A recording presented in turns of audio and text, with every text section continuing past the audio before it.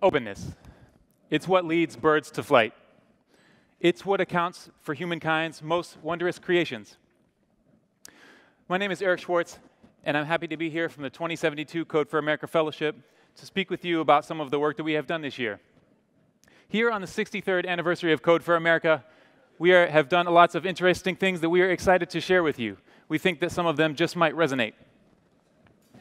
This year, we started off, like many projects, in City Hall, where we met lots of interesting people with great ideas with how to use technologies like magnets and lasers to make the city a better place. With that in mind, we knew that we needed to get out into the community. So please meet Atticus. Atticus is pretty cool. He has some children. His children they're very curious, and they like to do things like read, and they also like to volunteer, because they are what you might call good eggs.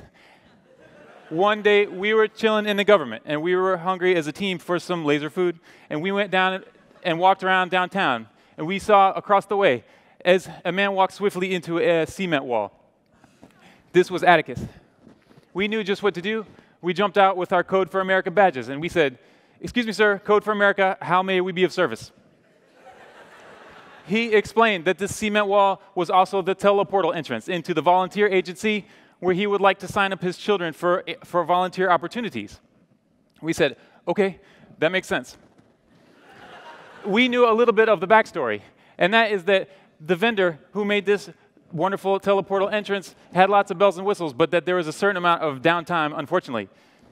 And so we looked very close at the wall, and we saw that there was a little bit of teleportal angst on the wall in the form of graffiti. Others had experienced this type of problem. We also recognized at that moment that Atticus was very persistent as he re-entered our peripheral vision and hit the wall a second time. And we said, dang, Atticus really loves his children. For this reason, we really wanted to advocate for him, and we said, Atticus, please do stand back. We are going to need to iterate. So we did just that. And we talked to people in City Hall, and they explained that because this teleportal entrance was faulty at times, that around the corner they had installed an old-school kind of beaded curtain type of solution. And that worked pretty well, but that not everyone knew about it. We learned about the vendor. They're actually kind of cool. Their name is Incognito Teleportation Systems, and they're great, except that their style is to make these teleportation systems that blend in very much so with the wall that they're installed on, so that when they break down, people do hit it. For that reason, I would like for us to put on our empathy hat and empathy mittens and just to think for a second about Atticus and others like him. We knew that we needed to get very close to the problem if we wanted to solve it. So we went to the teleportal entrance and we hid behind a bush for many hours, and we saw that some people were able to confidently walk through into the volunteer agency and sign up for volunteer opportunities. That was great. But then others, they were not, and they hit the wall, which was bad. So we put up version 1, which was a sign, quick win. Thank you.